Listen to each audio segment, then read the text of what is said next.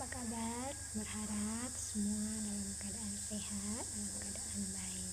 Nah, dalam kesempatan kali ini saya ingin berbagi dan sharing sedikit tentang pengalaman saya waktu hamil dan berbagi cerita tentang ibu hamil. Nah, kalau bicara tentang kehamilan, ya sudah pasti yang dialami oleh seorang ibu ya. Dan setiap pengantin baru itu sangat berharap untuk bisa segera hamil karena dia akan memiliki seorang anak. Jadi setiap ibu pasti akan senang mendengar kabar kalau dia hamil, apalagi seorang ibu yang sudah sangat lama mengharapkan kehamilan.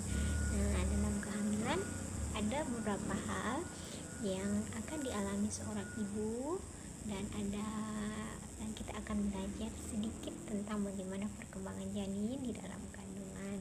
Nah, dalam kesempatan ini saya akan berbagi sedikit ya. Nah, dalam seorang ibu yang mengalami, kalau sudah dikatakan hamil, pasti akan merasakan kebahagiaan. Dan dalam kehamilan itu dibagi menjadi 3 trimester, yaitu trimester pertama, trimester kedua, dan trimester ketiga. Dalam trimester pertama itu dari minggu ke-0 sampai minggu yang ke-12. Nah, pada umumnya dalam trimester pertama ini ibu itu sangat mengalami mual. Itu pada umumnya ya, mengalami mual, mengalami cepat lelah, mengalami juga yang perasaan tidak enak, bahkan ada sesuatu, mencium sesuatu yang tidak suka, mencium baunya saja sudah mual, melihatnya saja sudah mual. Itu pada trimester yang pertama ini. Dan banyak hal-hal yang terjadi dalam trimester pertama. Nah, apalagi namakan trimester pertama berarti itu keadaan janin dalam kandungan kita itu sangat muda, jadi rentan sekali terjadi yang namanya keguguran. Jadi sangat perlu seorang ibu kalau dia sudah tahu dia hamil itu sangat perlu pergi pemeriksaan, konsultasi dengan dokter agar tahu apa yang harus dilakukan. Jadi biasanya juga ibu hamil itu akan diberikan vitamin, diberikan obat penambah darah. Jadi sangat perlu ya, jangan menunda-nunda. Kalau kita sudah tahu kita hamil, kita perlu periksa, karena dalam trimester pertama itu rentan terjadi dengan keguguran. Dan itu pada trimester pertama ini yang terjadi itu tadi seperti selain mual, kita merasa cepat capek, juga akan terjadi perubahan pada payudara. Biasanya payudara akan terasa nyeri. Ini karena persiapan untuk menyusui, sehingga payudara membesar dan lebih sensitif dan nyeri. Sering buang air kecil itu juga biasa dialami. Namun bukan berarti hal yang untuk ditakutkan ya. Itu adalah hal yang umum dialami oleh seorang ibu pada hamil muda. Pada masa ini banyak pengalaman yang akan dialami seorang ibu, apalagi ini merupakan hamil anak pertama. Wah, biasanya itu ada kayak deg-degan atau gimana, takut. Nah, jadi ibu perlu menjaga kesehatan. Namun setiap ibu hamil itu pengalamannya tidak sama ya, tidak semuanya sama. Seperti waktu saya hamil anak pertama itu, saya tidak mengalami yang namanya mual, tidak mengalami yang namanya hal-hal yang mencium sesuatu yang tidak enak, merasa langsung mual, itu tidak. Saya biasa aja, jadi tidak tahu kalau saya hamil. Hanya saja saya terlambat datang bulan, lalu saya pergi periksa untuk memastikan apakah saya benar-benar sudah hamil atau karena apa. Dan waktu saya pergi periksa, dan ternyata puji Tuhan saya positif hamil, dan saya bersyukur saya tidak mengalami yang namanya mual sampai anak saya lahir aman-aman saja. Hanya saya waktu itu untuk makan, pilih-pilih makanan, rasanya nggak enak, pingin makanannya itu makanan dari luar. Kalau beli nasi itu makannya lahap, tapi kalau dimasak di rumah rasanya tidak enak, tidak selera. Nah, puji Tuhan itu yang saya alami waktu hamil anak pertama. Tapi waktu hamil anak kedua, wah, itu banyak hal yang saya alami, mulai dari mual. Kalau masak itu nasi, waktu nasinya mendidih langsung rasa bau sekali, mual, saya tidak tahan. Itu perbedaan. Jadi setiap ibu hamil itu mengalami perbedaan, jadi tidak semuanya sama ya. Nah, dalam trimester pertama ini anak juga sudah mulai mengalami pertumbuhan, jadi sudah mulai tumbuh di dalam perut atau kandungan ibu, jadi perlu kita jaga dengan baik. Nah, untuk trimester kedua itu berlangsung dari minggu ke-13 sampai minggu yang ke-27. Nah, itu biasanya sudah dianggap keadaan aman karena rasa mual itu sudah berkurang, dan biasanya keguguran juga sudah mulai aman begitu ya. Jadi dalam trimester kedua ini seorang ibu juga sudah mulai bisa melihat jenis kelamin anak yang dikandung, laki-laki atau perempuan, yaitu lewat USG ke rumah sakit. Nah, dalam pertumbuhan janin dalam trimester kedua ini, itu organ vital seperti paru-paru, ginjal, otak anak itu sudah mulai berkembang dan membesar. Otot janin menguat dan mulai aktif untuk menendang, bergerak di dalam kandungan ibu. Fitur wajah semakin terbentuk dan lengkap, termasuk pertumbuhan rambut, kuku, dan bulu mata anak. Tulang mulai mengeras, tulang rawan menjadi tulang yang lebih kuat. Sistem saraf dan sensorik berkembang dengan pesat. Kulit mulai dilapisi oleh rambut halus dan lapisan pelindung. Itu pertumbuhan janin dalam kandungan pada trimester kedua. Dan yang dialami ibu apa pada trimester kedua? Biasanya ibu lebih memiliki banyak energi, dan gejala tidak nyaman seperti mual itu sudah berkurang. Perut mulai terlihat membesar saat rahim mengembang. Warna kulit biasanya berubah. Ibu mulai merasakan gerakan janin, yaitu lewat tendangan-tendangan kecil dari si kecil di dalam kandungan. Ibu mulai merasakan nyeri punggung dan pinggang, mulai merasa kram kaki. Biasanya juga ada ibu yang mengalami hidung tersumbat atau mimisan, pusing, dan keputihan.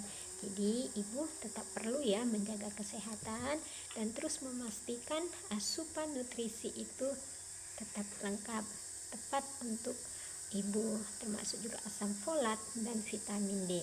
Hindari untuk meminum minuman yang berkafein berlebihan, jadi kurangi minum kopi, minum teh atau minuman coklat, itu dikurangi. Jadi ibu sangat perlu menjaga, jadi jangan karena ibu hamil terus ingin makan apa aja bebas. Jadi harus juga diingat bahwa sekarang kita itu bukan sendiri, jadi ada calon bayi di dalam kandungan kita yang perlu kita jaga agar dia tumbuh berkembang dengan sehat dan dengan baik. Dan yang terakhir yaitu trimester ketiga. Pada trimester ketiga ini yaitu mulai dari minggu yang ke-28 sampai melahirkan, atau pada umumnya itu sampai minggu ke-40, di mana janin mengalami pertumbuhan yang pesat, organ penting seperti paru-paru, otak semakin matang. Nah, jadi pertumbuhan janin semakin membesar secara signifikan. Pada minggu ke-28 biasanya berat janin itu sudah mencapai 1 kg dan bisa mencapai 4 kg pada minggu ke-40 atau saat dia lahir. Paru-paru dan otak terus berkembang sehingga siap berfungsi saat si bayi lahir. Janin bergerak lebih sering dan kuat, menandakan perkembangan otot dan sarafnya baik.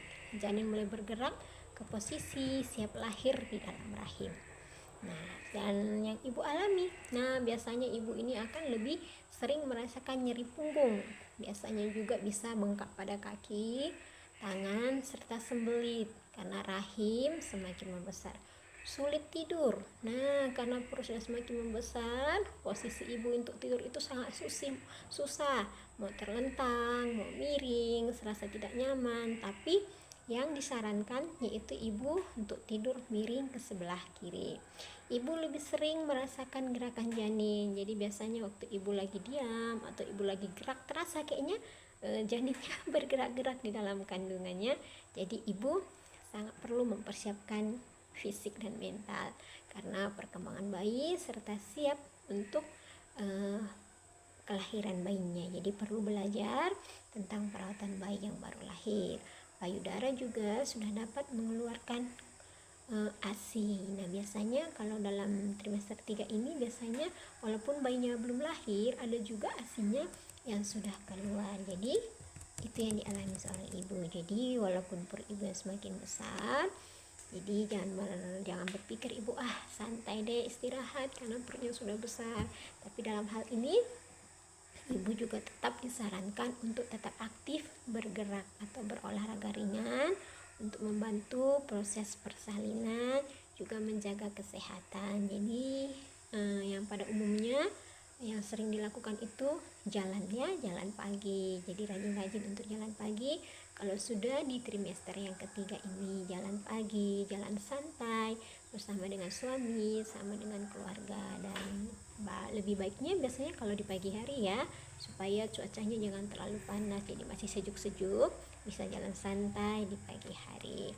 Dan sebaiknya ibu jangan juga memaksakan untuk terlalu capek, karena sudah perutnya besar, jadi perlu juga untuk menjaga istirahat. Jadi istirahat yang cukup, dan terus tetap pastikan asupan nutrisi, vitamin dan mineral seperti kalsium, zat besi dan folat tetap terpenuhi. Kenali juga tanda-tanda untuk persalinan.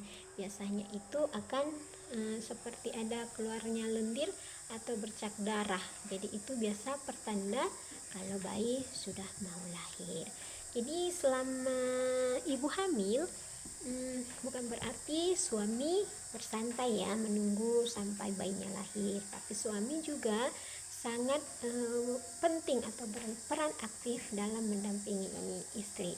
Ya, misalnya bisa membantu pekerjaan rumah, membantu pijit-pijit kaki, membantu kebutuhan nutrisi istri, makanan-makanan apa yang sehat untuk ibu hamil.